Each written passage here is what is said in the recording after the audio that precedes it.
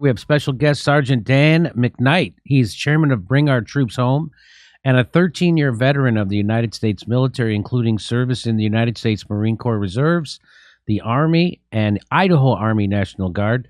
He served one 18-month combat tour in Afghanistan from 2005 to 2007. Please welcome the chairman of Bring Our Troops Home. It's Sergeant Dan McKnight. Welcome to the show. Thank you, Jimmy. It's good to be here. So I want to show this video. This is the promo video for your organization. So this is about a minute or two long. Let's watch it. It was stated that only 5 times we have declared war in our history. True, but who's going to stand here and say that men that died in Vietnam and in Korea weren't in a war? Defend the Guard is one of the most important and exciting things happening in American politics today. Simply put, Defend the Guard legislation says that the states will refuse to allow the president to nationalize their Guard troops for overseas combat without an official declaration of war by the U.S. Congress. It's not like hippies who are against the war. It's badass combat vets who are telling you exactly why, short of a congressional declaration of war, you do not have the right to use the National Reserve. So you know what I mean, for your phone. In other words, never again. Since Congress, of course, will always refuse to take responsibility for the wars they finance. You tell that widow, or you tell that orphan, I'm sorry, son, but your father had to die because we didn't want to lose federal subsidies. The PBS NewsHour came out and did a 15-minute segment on Defend the Guard last year. Everywhere they testify before state legislatures, the Pentagon races to send a 2-star general to try to intimidate the states into sticking with the status quo. You know what that means. It means that the Defend the Guard movement is hitting the war party right where it hurts. It puts the brakes on before we rush headlong into some unnecessary war again. Great nations do not fight endless wars. It's just true. And now the majority view. These wars do not serve the national interest, only narrow special interests. And while the government can safely disregard public opinion on almost every issue, without the mass support of the right, they just can't do it. If you really want to honor veterans, quit making them. To save America, we've got to abandon the empire. This is a very sound effort to bring back, once again, the constitutional responsibility of all of us. The spell has been broken. Americans can be tough, but smart. Learn more at bringourtroopshome.us and defendtheguard.us. Wow, that's a great video. Let me welcome back in Sergeant Dan McKnight, chairman of Bring Our Troops Home. So this is focusing on the National Guard, right? That's correct. The National Guard is the backbone of the United States military. It makes up about 45% of the fighting force. And at the height of the global war on terror, the National Guard filled 45% of all the boots on the ground. And so we've taken the fight back to the states where we have the 10th Amendment and the state legislatures to apply a little bit of leverage and pressure to the war machine. What the 10th Amendment? What is the? I don't even know what that is. What is the 10th Amendment? So all enumerated powers in the Constitution are clear and limited. They're given to the federal government. The 10th Amendment says that any power that is not specifically given to the federal government belongs to the states and to the people. And so the power to regulate the militia is kind of split between the federal government and the states. And it's clearly defined when the National Guard can be activated for federal service. And the only time the National Guard can go into federal service to fight foreign wars is when it's proper and properly declared by Congress. And we've gotten away from that for almost 80 years, and we're trying to pass this bill in the states to realign the enumerated powers in the Constitution. So what? So what was the authorization? AUMF, right? That happened after 9/11. That was for Iraq, and so everywhere that our soldiers have been going since 9/11. They've been doing it under the authorization for use of military force, which is not the same thing as a war, correct? Yes, an authorization of use of military force is Congress abdicating their responsibility and saying, if we go to war, we'll write the check, but Mr. President, it's up to you to decide whether we go. And that's not the way it's supposed to be.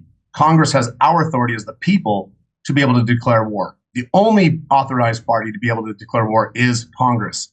And these AUMFs have been an 80-year abdication. Congress literally castrating themselves and letting the president from both parties take us into war around the world perpetually, endlessly in places that he or she deems necessary.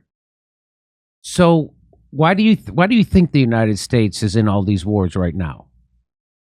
Well, one is because we've gotten away from the constitutional principle and this America first foreign policy. We're not isolationists. We feel that if we have to go to war, it should be done properly. If we're going to spill blood and we're going to spend American treasure, then the representatives of the people should vote on it and have to go back home and explain it to their constituents, their neighbors, their friends. And we've gotten away from that because of the influence of the war party, or the military-industrial complex, as Smedley Butler and Dwight Eisenhower said. The amount of money that is spent by the defense contractors in Washington, D.C., all of the glass and steel buildings that surround Pennsylvania Avenue on K Street, those are all defense contractors, Raytheon and Northrop Grumman, and all General Electric, all of the big spenders that finance every major serious politician from either party. They're defense contractors that make fortunes off of these endless wars. And so, Tulsi Gabbard spoke out against these foreign wars. He calls these interventionist wars, where we try to decapitate the leaders and we foment civil wars inside their countries, etc. Why do you think the American people don't rise up more against these? Because it doesn't seem like anybody's for them, but nobody seems to want to rise up to stop them. Certainly, we've seen this kind of evolution of we support the troops over the last 5 or 6 decades. We tie ribbons around trees to thank them for their service. We buy them a coffee, or we give them free fajitas on Veterans Day at a major chain restaurant. But we're never taught to criticize the mission or to question the mission of the military. And so even as a member of the military, as an enlisted member, we were told, don't question the orders. Your job is to do or die. And the American public has kind of fallen right in lockstep with that. And it goes along with the absence of teaching civics and proper government classes in government schools. Not many people know or recognize that we have not declared war since World War II, 1943. But we've been in wars. We've been in Korea, and Vietnam, and Grenada, and Panama, and Iraq 1, 2, and 3, and Afghanistan, Syria, Yemen. We've gotten away from it because we don't understand the proper role of the Constitution and the power that we, the people, have given to the federal government. And we could be doing so much more domestically to take care of our own citizens, our neighbors, our friends, have a real robust healthcare system or a better education system. But instead, we're sending trillions of dollars overseas to these despots, to these holes in the ground, to these evil dictators and evil rulers like in Ukraine right now. We're spending just massive amounts of money that belongs to the taxpayers of America. And we have no national interest there other than a mess that we have probably already created ourselves. And so what does a soldier think? So what like when a soldier has to go to these wars, goes to Iraq or had to go to Afghanistan, what do they think when they're there? All right. Do they know that it's a war, for an economic war?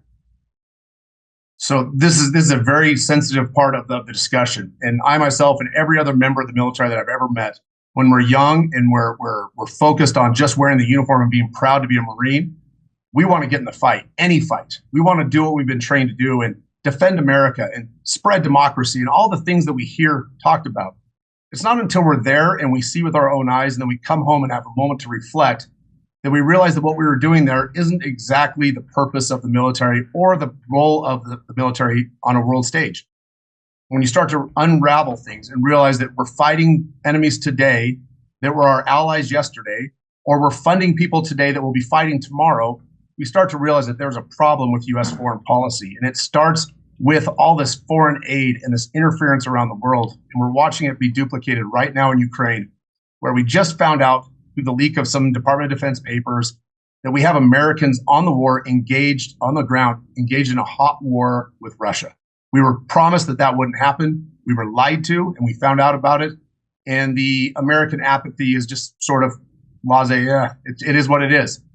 In reality, we should be standing up and we should be marching in the streets and demanding answers for the lies that were told to us, because we're about to engage in World War III in Ukraine, and we have no business being there. We've created that mess. And our foreign policy should be to negotiate peace before we ever start sending ammunition and weapons and soldiers and humans in to die. So, I mean, I agree with everything you're saying. It's I meet a lot of military people when I'm touring, and they all say the same thing that you're saying, and that they've been misused. Of course, to someone like me who's been covering this since 2008, 2009, it's pretty clear that these are all wars of choice that are economic wars. Like right now, Ukraine, this was all about trying to put an economic hurt on Russia, and so we could sell more liquefied natural gas and more energy to Europe because Russia and Germany were having a pipeline. We had plans to blow that pipeline up, Nord Stream. We did it. So this has nothing to do with the liberty or freedom of the Ukraine people. This has to do with NATO expansion, which has to do with the military-industrial complex selling more weapons to NATO countries and making more billions and billions of dollars. They'll send $100 billion to Ukraine, which everybody agreed was the most corrupt country in Europe before this war. They'll send them $100 billion without any tracking whatsoever. Meanwhile, we have people living, including veterans, living under every bridge in Los Angeles. They won't even give us money to fix the bridge. So it's getting to an outrageous point. Do you think that we will be able to rein in the military-industrial complex? Because I've showed on this show before, we have like somewhere around 800-900 military bases that they admit to around the globe. It's just like nobody else even comes close to that. This is how all empires end. We're overextending militarily, and we need more people like you to stand up. Do you think that we can do this? Absolutely, but we can't do it in Washington, D.C. Washington, D.C. is lost. When we went out there with our organization in 2019, we took 100 veterans and some state lawmakers with us, and people like Liz Cheney told us that we would be in Afghanistan forever. We walked away and realized that Washington, D.C. isn't the fight. We have to go back to the state legislatures where our representatives are our neighbors, where our kids go to the same school, and we might bump into them at church or at the grocery store. And so by going to the state legislatures, like we've done in 26 states this year, where we have 40 states that have sponsors, we're putting a notice on the war party that the American people are tired of it, and we're taking action. And the bill passed in the Arizona Senate with unanimous support from the Republican Party, which is odd when you start thinking about the neocon history of the Republican Party. And it was opposed by every single Democrat in the Arizona Senate. And so it's almost like the world has been flipped upside down, and what's right is left and what's up is down. And then in Montana, in the Montana House of Representatives, it passed out a committee with unanimous Republican support, including even support from the ACLU on the left. And not a single Democrat in committee voted for it. 2 Democrats voted on the floor for it. But if just 1/3 of the Democratic Party would have joined us in Montana, we would have passed the Montana House and sent the bill to the Senate to be passed and signed by the governor. Same thing in Arizona. Unanimous Republican support. It passed the Senate. It was sent to the House. And then the Republican Speaker of the House in Arizona squashed the bill and never let it see the light of day. And so the neocons, they're still there. They're sprinkled around. The John McCain-like Republicans in Arizona, there's 1 or 2 left. We're gonna take care of that in the next cycle. But eventually, the fringes of the party, the people with common sense, the fringes, they're going to have to come together and end this thing, because the middle of both parties is not going to do it. Yeah, it's amazing to see the military-industrial complex completely co-opt the Democratic Party. We have the biggest warmonger, and well, they all are warmongers. I mean, Barack Obama took us from 2 wars to 7. He dropped more bombs than George Bush. He presided over the drone program, which killed 90% innocent people. He tortured Chelsea Manning for revealing war crimes committed under Barack Obama. So this is they're all warmongers. They're all, as Chomsky proved, every president we've had in my lifetime since World War II, anyway, has been a war criminal. If you use the Nuremberg Code, and then of course Chomsky fell for it, and he started pushing authoritarian crap.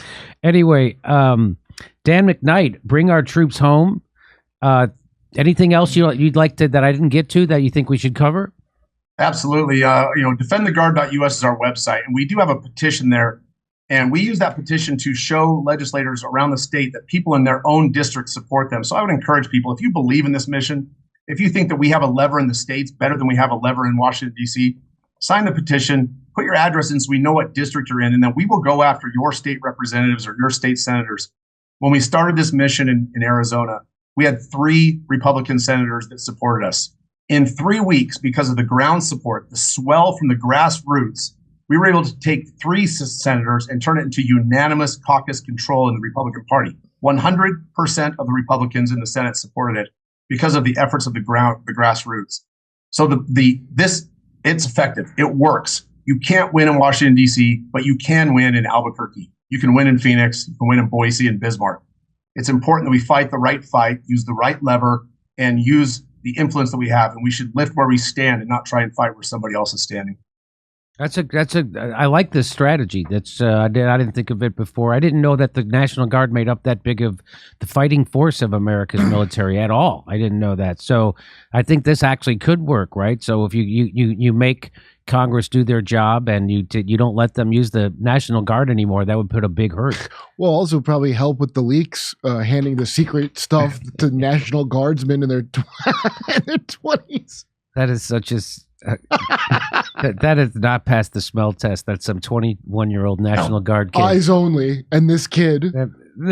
Jack Teixeira is about to become the Chelsea Manning, Snowden.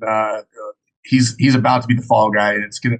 I hope to God he's got good attorneys and that there's some good conscience somewhere, because all he did was let go of information that American people needed to know. Correct. All right. Sergeant Dan McKnight, thank you so much for coming on. And everybody check out the website, defendtheguard.org, right? Is that what it is? Defendtheguard.us. .us. Got it. Okay. All right. Thanks very much. Appreciate it. We're telling jokes in Nashville, Honolulu, Los Angeles, Northampton, Massachusetts, Syracuse, Cohoes, New York, Hartford, Connecticut, Baltimore, Chicago, Rosemont, San Diego, and more. Go to jimmydore.com to get a link for all those tickets. Plus, you can watch my new special, COVID Lies Are Funny.